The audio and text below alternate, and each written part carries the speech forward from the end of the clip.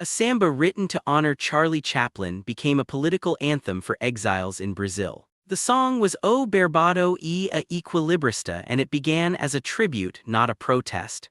Brazil was under military dictatorship and public meaning was tightly controlled. Its original purpose was simple homage to Chaplin. Later listeners heard it inside the politics of exile, and the song's meaning shifted with that context.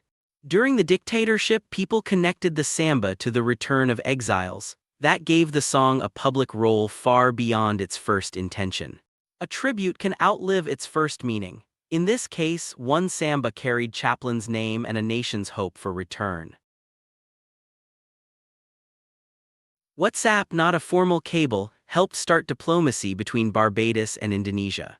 Priyo Iswanto described the approach as WhatsApp diplomacy. He used direct messaging to begin contact. The messages were aimed at initiating diplomatic relations between Barbados and Indonesia.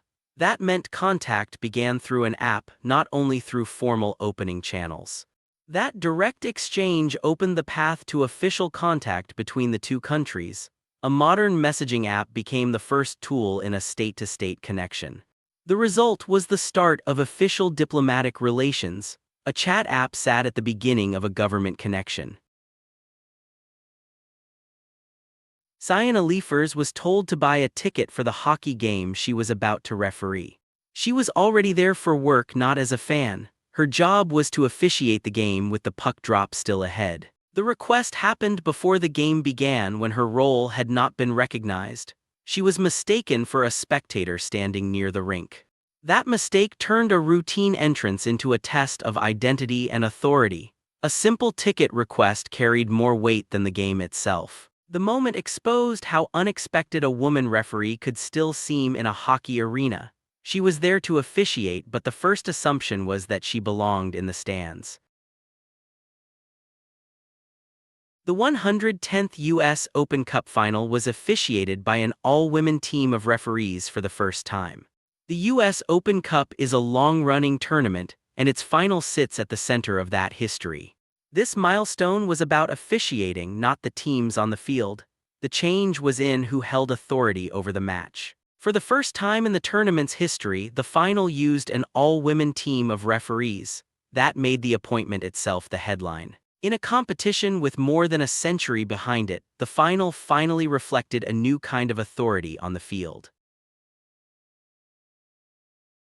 One League of Legends player became the first transgender pro and the first woman to compete professionally in the game.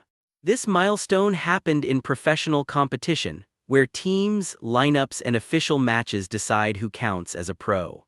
Because the player was both transgender and a woman, one debut reached two representation markers at once. The result was a documented first for League of Legends esports, not a side event or casual lobby. That debut left League of Legends with a new benchmark for who had appeared on the professional stage. Alfred Kubin turned illustrations made for one novel into The Other Side. He did not begin The Other Side with a blank page. The book grew from visual art he had already created for a different story. Kubin used those earlier drawings as the source for the novel's world. The images became a foundation for prose instead of staying separate illustrations. That decision linked the book's visual and written forms in a rare way. The final novel carried the shape of drawings made first for another project. The result was a novel that grew out of earlier images, not separate invention. A different book left a visible trace on the one that followed. A cemetery for formerly enslaved people in New York City now sits under a strip mall. This was once a burial ground, not empty land. It held the dead of a community shaped by slavery and freedom in the city.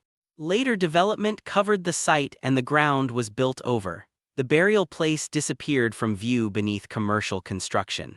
A place of memory became a place of shopping. The contrast is stark, graves below, storefronts above. The result is a buried cemetery in New York City, hidden under ordinary commerce. The land still carries a history shoppers cannot see.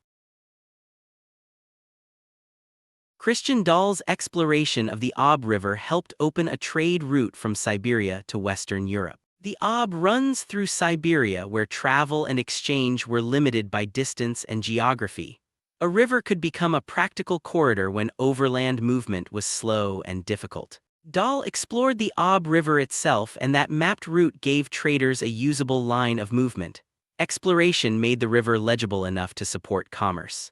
That link connected Siberia to Western Europe through trade. What began as exploration became a commercial connection across a huge distance. The result was a route, not just a journey. One river expedition helped turn Siberia's interior into part of a wider European trading world.